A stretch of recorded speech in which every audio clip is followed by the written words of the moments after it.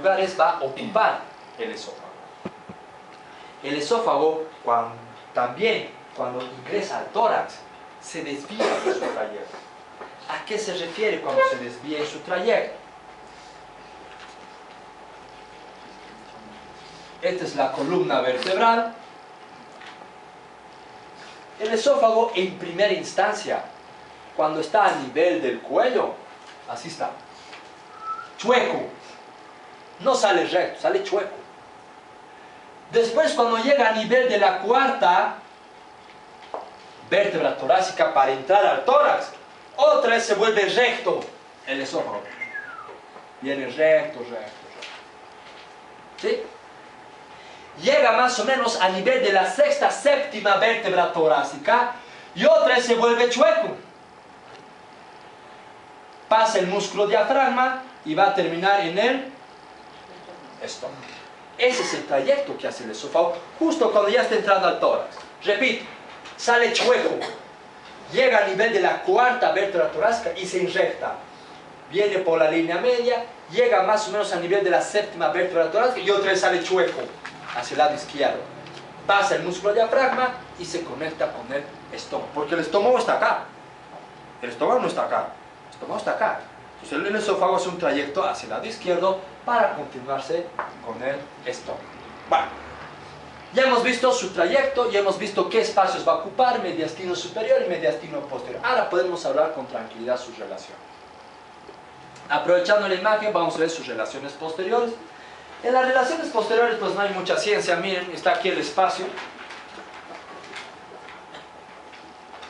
El espacio retrovisceral, fascia prevertebral, los músculos prevertebrales. Ahí se va a relacionar.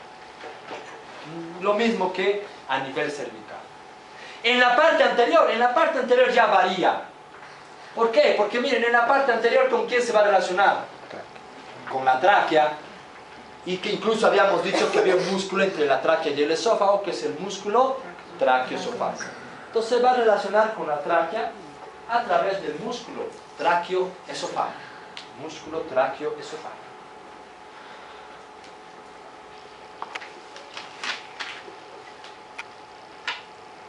Ponlo atrás donde estaba el esófago en el corte frontal.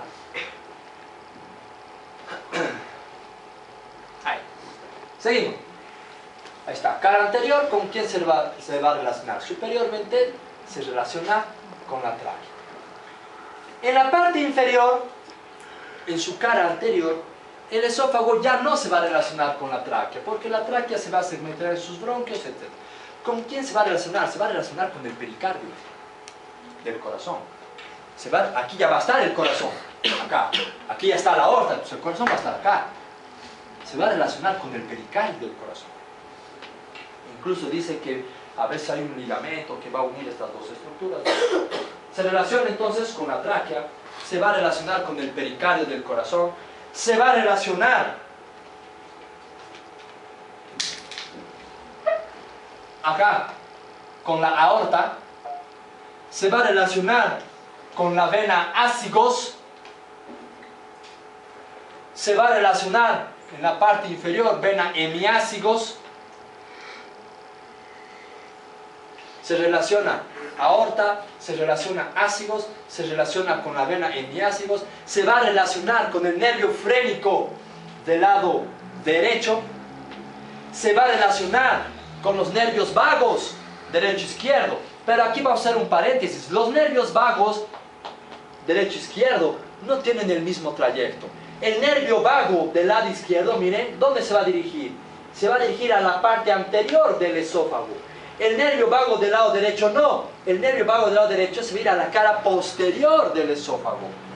Esa es la variación. El nervio vago del lado izquierdo se va a ir a la cara anterior del esófago. El nervio vago del lado derecho se va a ir a la cara posterior del esófago.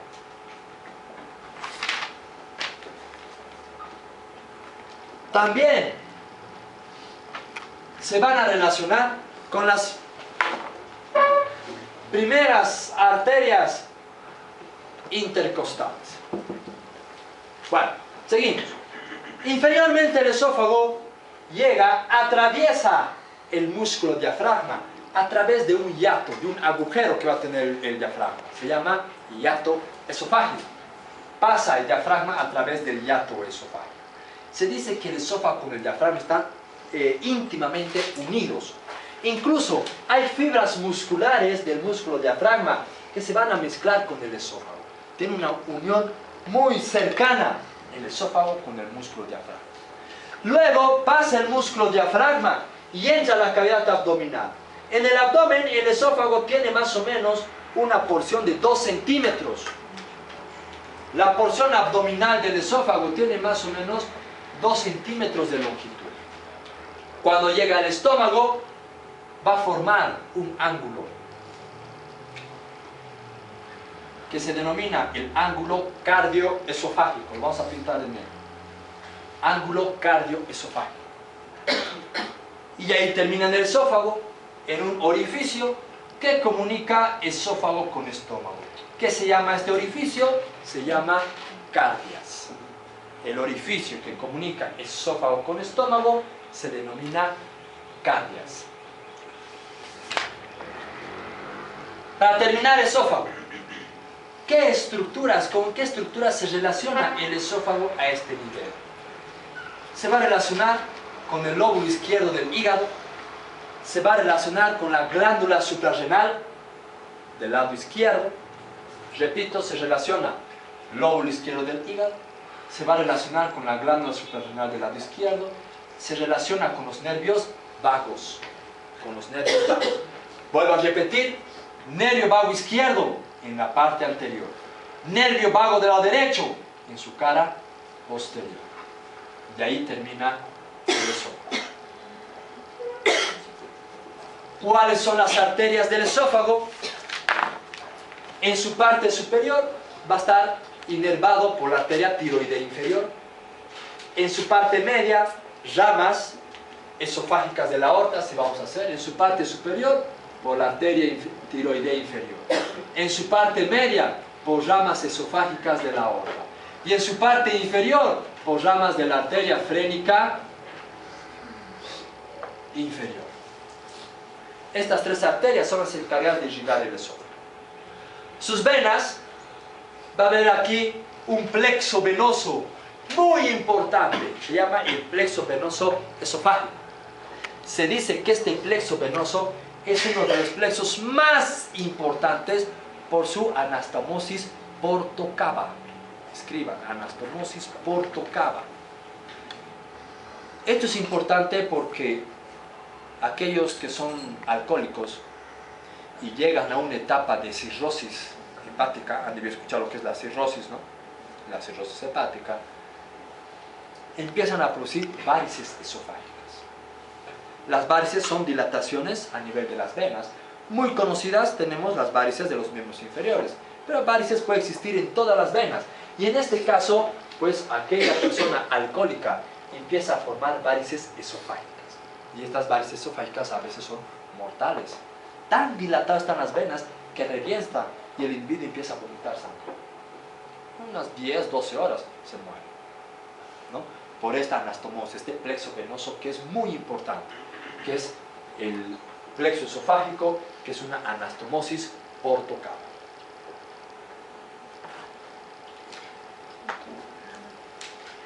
¿Cuáles son los nervios del esófago?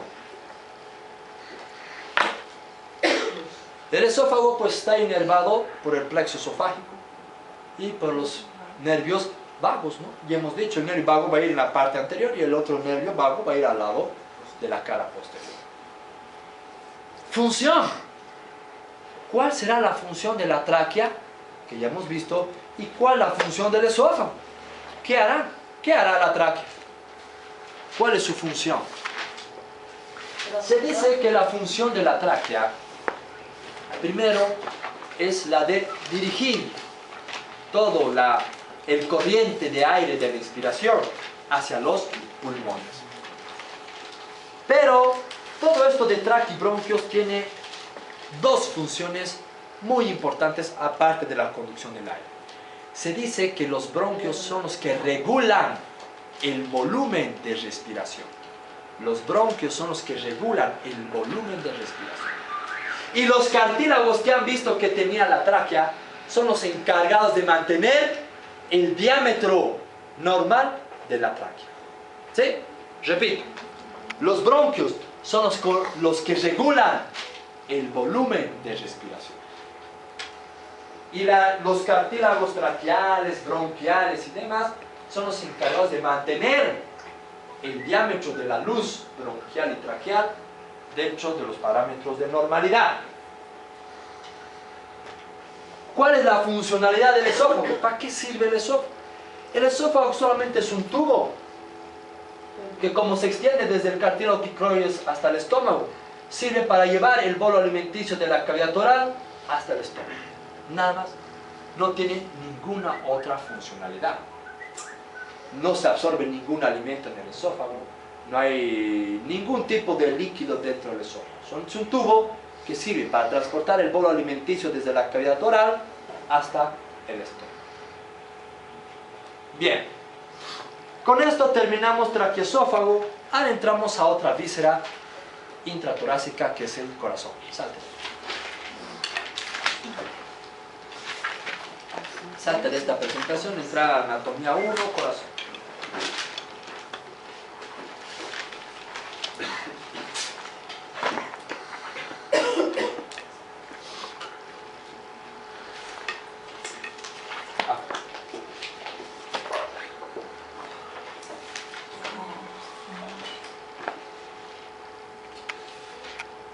El corazón es la bomba encargada de distribuir o impulsar la sangre a todos los tejidos corporales. Podríamos decir, es la estructura más importante en lo que es el aparato circulatorio. Pásalo. Pásalo hasta el corazón. El corazón dice que más o menos tiene una forma de pirámide. Tiene una base, tiene un vértice y tiene 3 caras. Les pregunto, ¿el corazón tendrá un tamaño o no tendrá tamaño? ¿Cuánto mide un corazón? ¿Cuánto mide el corazón? Se dice que no se habla de tamaños del corazón. A ver si es tu mano.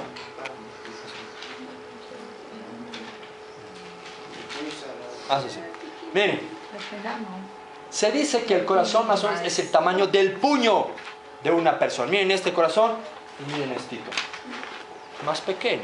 Va de acuerdo a la persona. Imagínense a una persona chiquita y le colocamos un corazón de buey, ya no tendría pulmones, ¿no? O a una persona alta y que le coloquemos un corazón de pichón, tampoco. Por lo tanto, que no se habla por eso de dimensiones del corazón, sino que se habla que el corazón más o menos es el tamaño del puño de la mano de una persona, más o menos. Volviendo, este corazón tiene su configuración externa, que vamos a estudiar. En la configuración externa se dice que el corazón tiene, como les decía, 3 caras. Ojo, para poder estudiar el corazón yo siempre dibujo así. ¿Ya? Es el corazón. Sus 2 cámaras superiores, sus 2 cámaras inferiores. No quiero que estén dibujando esta. No es eso el corazón. ¿Sí? Este es el corazón. Bueno, el corazón nunca se encuentra en esta posición. Nunca. El corazón se encuentra así. Su vértice, ¿no?, está dirigido siempre hacia el lado izquierdo. Y su base está en el lado derecho. Por lo tanto, ¿cuántas caras va a tener el corazón? Una, aquí abajo. 1, 2, la que estamos viendo. Y 3, va a haber una cara que va a estar apoyada de este lado a los pulmones. 3 caras tiene el corazón. ¿Qué se van a llamar estas caras? Primero, esta cara que nosotros estamos viendo se va a llamar cara anterior o cara llamada esternocostal. Cara anterior o también se llama cara esternocostal. La otra cara, que va a estar apoyado al músculo diafragma, se va a llamar cara diafragmática. Y esta otra cara se va a llamar cara lateral izquierda o pulmonar izquierda. A ver, pásamelo. Hay una imagen donde está el tórax. Pásalo. Todo el corazón está clavado en el tórax. Ahí está. ¿Qué se va a llamar esta cara que estamos viendo? Externo-costal. Esta cara. Y esta. Pulmonar izquierda. Sus tres caras del corazón. Cada una de estas caras, volver donde estábamos, cada una de estas caras va a tener surcos. Estoy hablando en su configuración externa. Cada una de estas caras tiene unos surcos. Por ejemplo, se dice que en esta cara externo-costal va a presentar aquí un surco. Vamos a pintarlo de negro.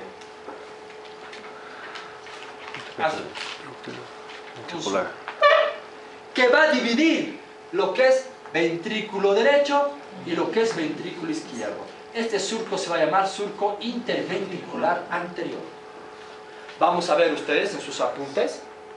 Vamos a ver cuántas hojas de corazón hacemos. Generalmente hacemos 5 hojitas, 4.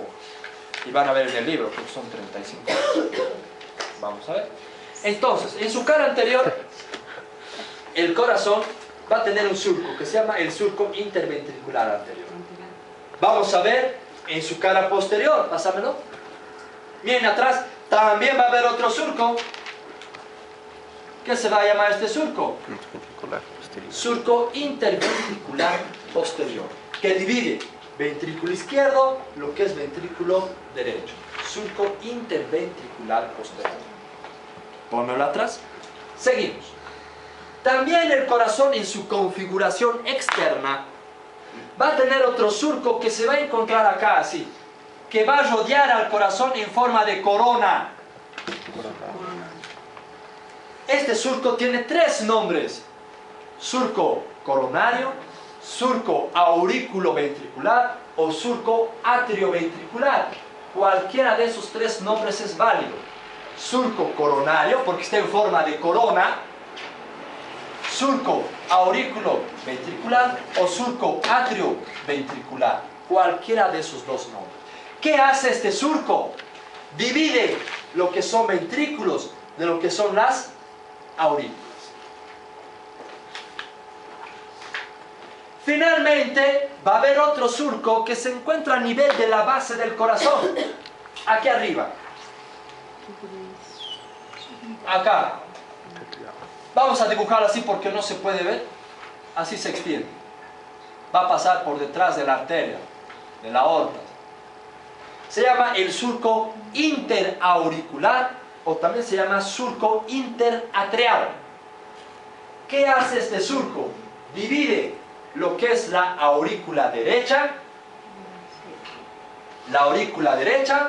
de lo que es la aurícula izquierda.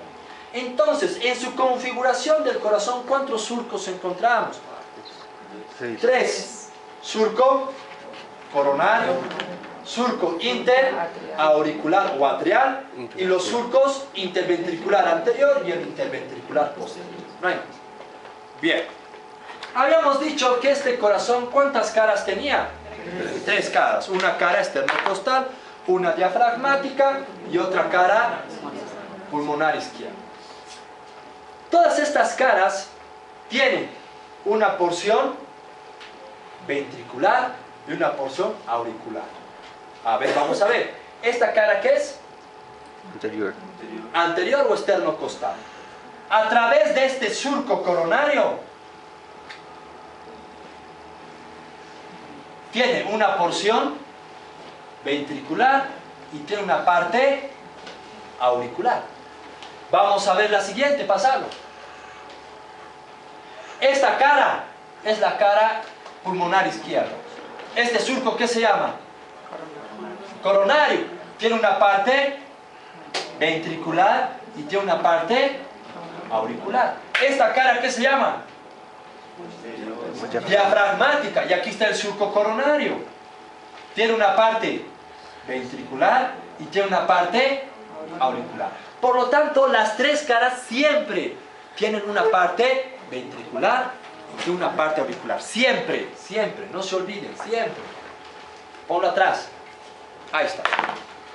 Porción ventricular, porción auricular. Vamos a hablar de esta porción ventricular. de esta cara, solo de esta cara.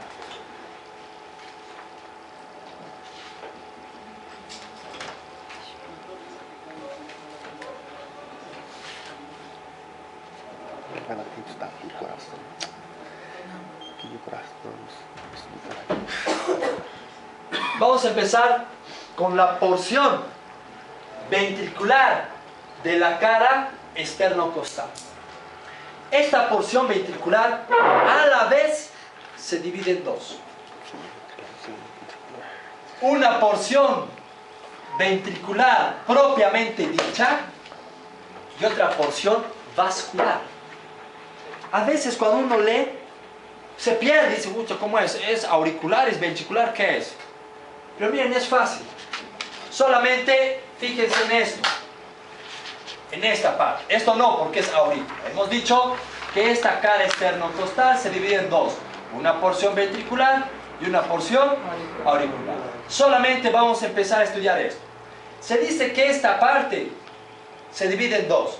Una porción ventricular propiamente dicha y una porción vascular, que va a ser el lugar donde nacen los grandes vasos. A eso se refiere. Hay una porción ventricular propiamente dicha y hay otra porción vascular. Vamos a ver la porción ventricular propiamente dicha. Esta porción ventricular propiamente dicha, ¿qué detalle anatómico encontramos? Este único surco, ¿qué se llama? Surco interventricular anterior. Entonces, si les preguntaran en el examen ¿qué detalle anatómico se encuentra en la porción ventricular propiamente dicha de la porción anterior del corazón? Surco interventricular anterior. Nada más. Es el único detalle anatómico. Vamos a ver la porción vascular, esto, solo esto. En la porción vascular, ¿qué encontramos? Encontramos el nacimiento de la aorta y encontramos el nacimiento de la arteria pulmonar. Nada más. ¿Se acabó? ¿Fácil o difícil? Facilito. Vamos a ver ahora su porción auricular. Solo esto. En su porción auricular está formado totalmente por la aurícula derecha. Está formado totalmente por la aurícula derecha. En esto vamos a encontrar una estructura muy importante de color plomo, que parece como si fuera el lóbulo de una oreja. ¿Qué se va a llamar? Orejuela derecha. Se va a encontrar la orejuela derecha. Se acabó. No hay más. Vamos a la siguiente. Está fácil, está entendido, ¿no ve? Seguimos. Ahora vamos a ver la cara diafragmática. La cara diafragmática igual tiene una parte, ¿qué se llama esto? Parte ventricular y parte auricular. La parte ventricular está formado totalmente por el ventrículo derecho. Esto es así, izquierdo, derecho. Está formado totalmente por el ventrículo derecho. No hay otro detalle anatómico. La parte auricular está formado totalmente por ¿qué aurícula? Derecha. Totalmente formado por la aurícula derecha. ¿Listo? Vamos a ver la cara izquierda o pulmonar izquierda. Esta es su parte ventricular, parte auricular. En su parte ventricular encontramos este surco. ¿Qué se llama? Surco interventricular posterior. Y esta cara está formado totalmente por el ventrículo izquierdo. Totalmente formado por el ventrículo izquierdo. El único detalle anatómico que encontramos, el surco interventricular posterior.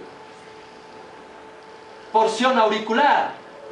La porción auricular está formado totalmente por la aurícula izquierda. Formado totalmente por la aurícula izquierda. Listo. Aquí nos vamos a quedar.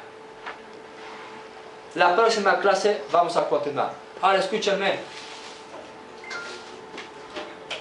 Van a pasar sus compañeros y les van a hacer un test. Están haciendo un